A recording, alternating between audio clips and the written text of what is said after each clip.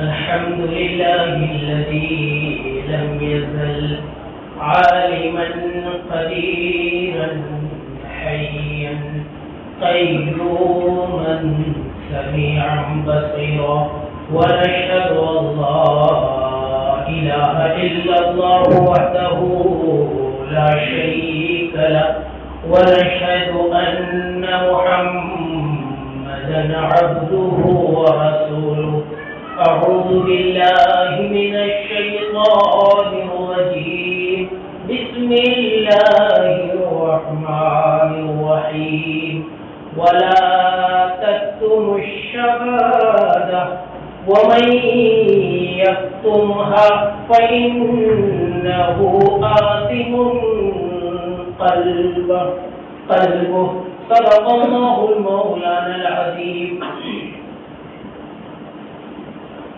حضرات محترم سامعین کرام، بزرگوں، دوستوں، دینی و ایمانی بھائیوں، مذہب اسلام ایک کامل اور مکمل مذہب ہے، اور یہ صرف اسلام ہی ایک واحد مذہب ہے کہ جس میں دنیا کی ساری چیزوں کا حل موجود ہے. اسلام نماز، روزہ، حج اور زکوٰۃ میں محدود نہیں ہے، بلکہ معاشرتی، سماجی، دیگر معاملات کی بھی مذہب اسلام رہنمائی کرتا ہے. قرآن کریم کی جو آیت کریمہ ابھی ہم نے تلاوت کی ہے، اس آیت کریمہ میں اللہ تبارک و تعالی ارشاد فرماتے ہیں وَلَا تَكْتُمُوا الشَّهَادَةَ، اور گواہی کو مت چھپاؤ. اور جس شخص نے گواہی کو چھپایا وہ گنہگار دل ہے، یعنی اس نے گناہ کیا. ووٹ دینا یہ بھی ایک گواہی ہے. ووٹ دینا ایک گواہی ہے، شہادت ہے. اور شہادت کے بارے میں قرآن کریم نے ایک ضابطہ یہ بتلا دیا کہ شہادت کو جس نے چھپایا وہ ایک گنہگار ہی ہے. اسی طرح سے ایک دوسرا ضابطہ جو قرآن کریم دوسری جگہ کہتا ہے وَإِذَا قُلْتُمْ فَاعْدِلُوا وَكَانَ ذَا قُرْبَىٰ، اور جب تم کہو یعنی گواہی دو تو انصاف کے ساتھ گواہی دو. انصاف کے ساتھ کوئی بات کہو، اگرچہ دوسری طرف کوئی قریبی رشتہ دار ہی کیوں نہ ہو. یعنی سامنے میں قریبی رشتہ دار ہے، وہاں بھی انسان گواہی دے گا تو اس بات کا خیال نہ کرے کہ وہ میرا قریبی رشتہ دار ہے، وہ دیکھے کہ ہماری گواہی عدل اور انصاف کے تقاضے کے مطابق ہے یا انصاف اور تقاضے کے مطابق نہیں ہے. حضرت ابو موسیٰ اشعری رضی اللہ تعالیٰ عنہ بڑے جلیل القدر صحابی رسول ہیں. وہ کہتے ہیں نبی کریم سرکار دو جہاں صلی اللہ علیہ وسلم نے ارشاد فرمایا جس شخص نے گواہی کو چھپائی جبکہ اسے گواہی کی طرف بلایا جا رہا تھا، اسے گواہی دینے کے لیے کہا جا رہا تھا، مگر اس کے باوجود اس نے گواہی کو چھپائی، وہ ایسا ہی ہے جیسے کمن شہید بالزور. نبی کریم صلی اللہ علیہ وسلم کہتے ہیں وہ ایسی ہی ہے کمن شہید بالزور کہ جس نے جھوٹی گواہی دی. یعنی گویا کہ اس نے جھوٹی گواہی دی وہ شخص جس نے گواہی دینے سے اپنے آپ کو چھپائے رکھا.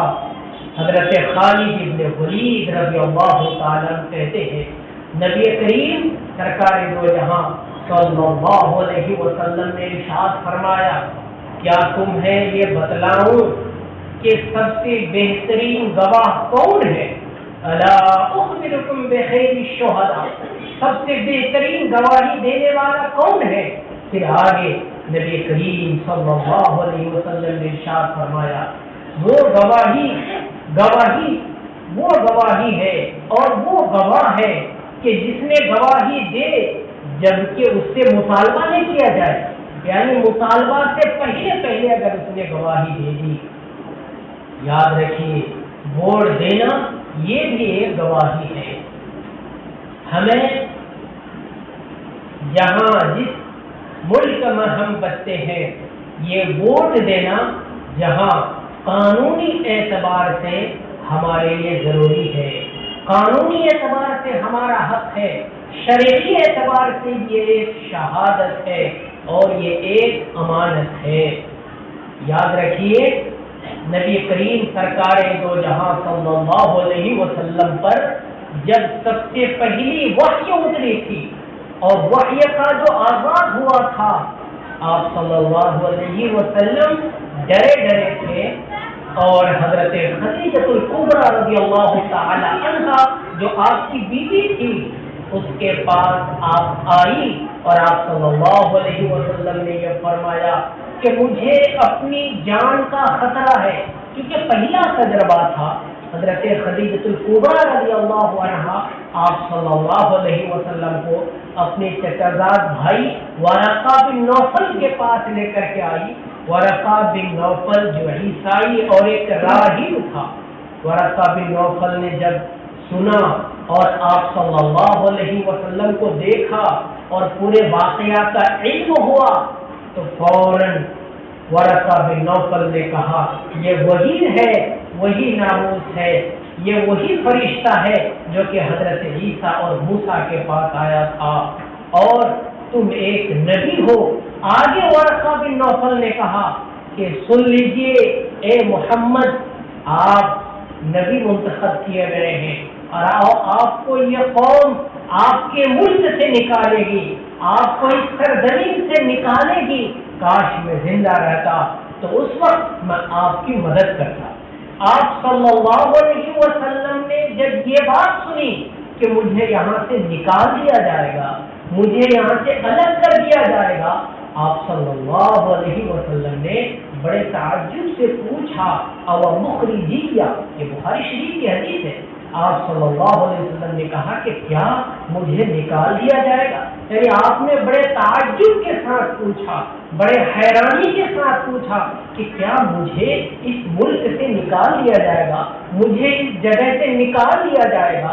یہی وجہ ہے کہ آپ صلی اللہ علیہ وسلم جب اس ملک سے جا رہے ہیں، مکہ المکرمہ سے آپ جا رہے ہیں اور ہجرت کر رہے ہیں مدینہ کی طرف، تو آپ مکہ المکرمہ کی طرف دیکھ کر، دوسری روایت کے مطابق خانہ کعبہ کی طرف دیکھ کر، اس سرزمین کی طرف دیکھ کر خطاب کرتے ہوئے آپ نے کہا تھا اے سرزمین تو کتنا مقدس ہے، اے کاش اگر مجھے اس سرزمین سے نہ نکالا جاتا تو میں یہاں سے قطعاً نہیں نکالتا، میں یہاں سے قطعاً نہیں جاتا، اے کاش مجھے اس جگہ سے نہیں نکالا جاتا تو میں یہاں سے نہیں جاتا۔ یہ محبت کی اس سرزمین سے جہاں آپ صلی اللہ علیہ وسلم رہتے تھے، یہ اس سرزمین سے محبت تھی جہاں آپ پیدا ہوئے تھے۔ تو یاد رکھیے یہ ووٹ دینا بھی ہمارا حق ہے۔ جب ہم ووٹ نہیں دیں گے، جو ادھیکار ہمارا حق ہے، جو ہمارا حق ہے، جب اس کا استعمال ہم نہیں کریں گے تو دھیرے دھیرے ہمارا نام بھی ختم ہو جائے گا۔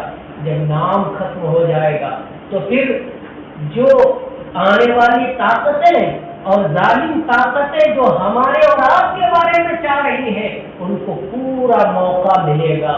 اس لیے ہمیں کوشش کرنی چاہیے اور آج سے یہ تیاری کرنی چاہیے کہ 8ویں مرحلے میں، آخری مرحلے میں جب ووٹ ہو ہم 100% ووٹ دیں۔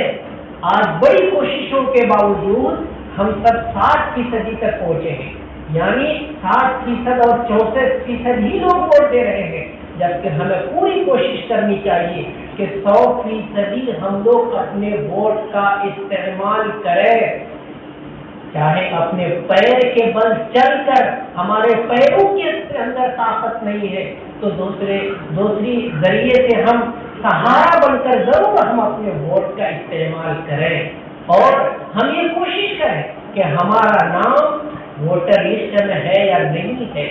جب تحریک چلا رہے ہیں اور بہت سے لوگوں سے ملاقاتیں ہو رہی ہیں، بڑی بڑی عمر کے ہو گئے ہیں، لیکن ابھی تک ان کا نام ووٹر لسٹ میں نہیں ہے۔ ہمیں جاننے کی کوشش کرنی چاہیے کہ ہمارا نام اس میں ہو، اور یہ جو ہمارا حق ہے، یہ جو شہادت ہے، یہ جو امانت ہے، ہم اس امانت کا مکمل طور پر استعمال کریں۔ آپ یہ غور فرمائیے، حضرت عمر فاروق رضی اللہ تعالیٰ کے دور میں ایک بڑا مسئلہ پیش آیا کہ سن کا آغاز کس سے ہو۔ یقیناً آپ صلی اللہ علیہ وسلم کی پیدائش اور آپ صلی اللہ علیہ وسلم کو جو نبوت ملا وہ ایک بڑا تاریخی ہے، وہاں سے سن کا آغاز ہو سکتا تھا، لیکن سن کا آغاز اسلام میں وہاں سے نہیں ہوا بلکہ ہجرت سے ہوا۔ کیوں؟ کسی کو یاد دلانے کے لیے کہ آپ صلی اللہ علیہ وسلم ایک جگہ کو چھوڑ کر دوسری جگہ کی طرف جا رہے ہیں، اس کو یادگار بنانے کے لیے۔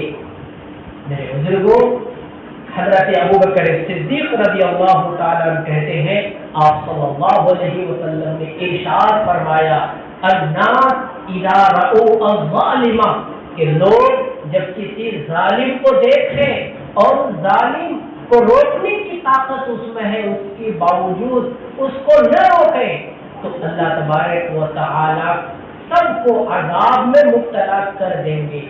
یاد رکھیے، آج ہم اپنے کسی ووٹ کے سہارے سے اس طرح کی طاقتوں کو روک سکتے ہیں، اور ہم یہ نہ سمجھیں کہ ہم ایک ووٹ کے ذریعے سے کیا کریں گے۔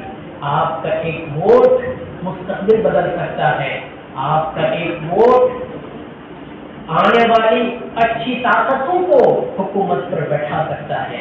ہمیں یہ سمجھنا چاہیے کہ ایک ووٹ میں بڑی طاقت ہے، اور اس طاقت کے ساتھ ساتھ جو ہماری اور آپ کی شرعی ذمہ داری ہے، وہ شرعی ذمہ داری یہ ہے کہ اسلام نے آپ کے ذمہ یہ ضروری قرار دیا ہے کہ ووٹ جو ایک گواہی ہے، اس گواہی کا استعمال کیجیے، اور اس ووٹ کو استعمال کرتے وقت، اس گواہ کو استعمال کرتے وقت جو دوسرا راستہ ہم نے بیان کیا ہے کہ ہمیں دائیں بائیں آگے پیچھے دیکھنے کے بجائے ہم یہ سمجھیں کہ ہمارا ووٹ صحیح جگہ پر کہاں جا رہا ہے۔ یہی وجہ ہے کہ حضرت ابوبکر صدیق رضی اللہ تعالیٰ نے ایک موقع پر فرمایا، نبی کریم سرکار دو جہاں صلی اللہ علیہ وسلم نے بڑے بڑے گناہ بتلائے، اور بڑے بڑے گناہ کو بتلاتے ہوئے آپ صلی اللہ علیہ وسلم نے ارشاد فرمایا کہ بڑے بڑے گناہ میں شرک کرنا، والدین کی نافرمانی کرنا، اور اسی طرح سے جھوٹ بولنا، جھوٹی گواہی دینا۔ حضرت ابوبکر صدیق رضی اللہ تعالیٰ کہتے ہیں کہ جب یہ آخری بات آپ صلی اللہ علیہ وسلم نے ارشاد فرمائی، آپ صلی اللہ علیہ وسلم ٹیک لگا کرتے تھے، آپ اٹھ کر بیٹھ گئے، اور پھر آپ نے یہ کہا کہ یہ آخری چیز، یعنی تیسری چیز جو بڑے بڑے گناہ میں سے ہے، جھوٹی گواہی اور جھوٹی بات بولنا۔ اللہ تبارک و تعالی ہم سب کی حفاظت فرمائے۔ اور آپ صلی اللہ علیہ وسلم نے جہاں دعا مانگی ہے، رب انی مغلوب فانتصر، یا اللہ ہم مغلوب ہیں، ہم عاجز ہیں، آپ ہی ہماری مدد فرمائیں۔ اسی طرح سے اللہ نبی کریم سرکار دو جہاں صلی اللہ علیہ وسلم نے ہمیں یہ دعا سکھلائی، اللہم لا تسلط علینا من لا یرحمنا، یا اللہ ہم پر ایسی طاقتوں کو مسلط نہ فرمائیے جو ہم پر رحم نہ کرے۔ ہم اللہ تبارک و تعالیٰ سے دعا بھی کریں، اللہ تبارک و تعالیٰ ہماری دعاؤں کو قبول فرمائے۔ آمین۔